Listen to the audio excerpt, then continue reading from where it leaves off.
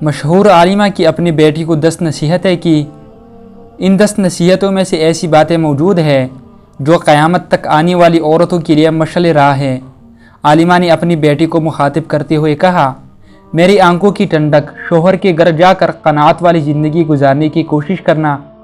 شوہر کے گھر جو دال روٹی ملے اس پر راضی رہنا۔ جو روکی سوکی شوہر کی خوشی کے ساتھ مل جائے وہ اس مرغ پلاؤ سے بہتر ہے جو تمہارے اشراق کرنے پر اس نے ناراضگی سے دیا ہو۔ دوسری بات عالمہ نے یہ کہی کہ میری بیٹی اپنے شوہر کی بات کو ہمیشہ توجہ سے سننا اور اس کو اہمیت دینا اور ہر حال میں شوہر کی بات پر عمل کرنے کی کوشش کرنا۔ اس طرح تم ان کو دل میں جگہ بنا لو گی، کیونکہ اصل آدمی نہیں، آدمی کا کام پیارا ہوتا ہے۔ تیسری بات بتاتے ہوئے انہوں نے کہا کہ اپنی زینت و جمال کا ایسا خیال رکھنا کہ جب وہ تجھے نگاہ بھر کے دیکھیں تو اپنی انتخاب پر خوش ہو، اور سادگی کے ساتھ جتنی بھی استطاعت ہو خوشبو کا اہتمام ضرور کرنا، اور یاد رکھنا کہ تیرے جسم و لباس کی کوئی بو یا کوئی بری حیت اس کے دل میں نفرت و کراہت نہ لائے۔ چوتھی بات بتاتے ہوئے کہا کہ میری پیاری بیٹی، اپنے شوہر کی نگاہ میں بھی معلوم ہونے کے لیے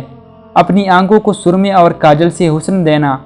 کیونکہ پرکشش آنکھیں پورے وجود کو دیکھنے والی کی نگاہوں میں جچا دیتی ہے۔ غسل اور وضو کا اہتمام کرنا کہ یہ سب سے اچھی خوشبو ہے اور لطافت کا بہترین ذریعہ بھی ہے۔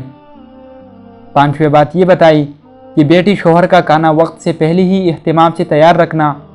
کیونکہ دیر تک برداشت کی جانے والی بھوک بھڑکتے ہوئے شعلوں کی مانند ہو جاتی ہے، اور ان کے آرام کرنے اور نیند پوری کرنے کے اوقات میں سکون کا ماحول بنانا، کیونکہ نیند ادھوری رہ جائے تو طبیعت میں غصہ اور چڑچڑاپن پیدا ہو جاتا ہے۔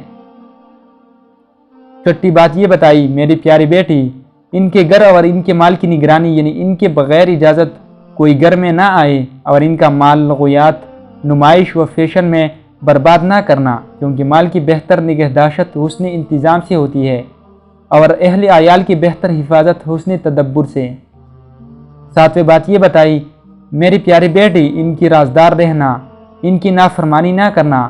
کیونکہ ان جیسے باروب شخص کی نافرمانی جلتی پر تیل کا کام کرے گی، اور تم اگر اس کا راز دوسروں سے چھپا کر نہ رکھ سکے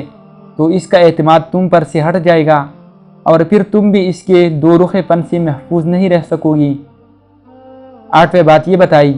کہ میری پیاری بیٹی، جب وہ کسی بات پر غمگین ہو تو اپنی کسی خوشی کا اظہار ان کے سامنے نہ کرنا،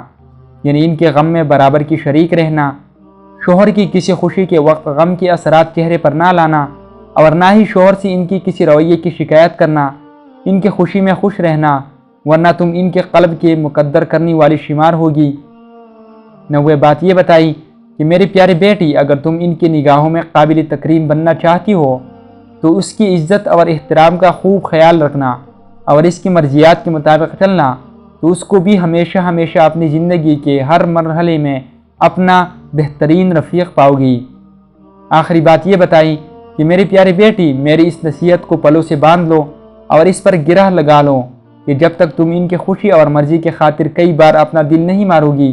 اور ان کی بات اوپر رکھنے کے لیے خواہ تمہیں پسند ہو یا ناپسند زندگی کی کئی مرحلوں میں اپنے دل میں اٹھنے والے خواہشوں کو دفن نہیں کرو گی، اس وقت تک تمہاری زندگی میں بھی خوشیوں کے پھول نہیں کھلیں گے۔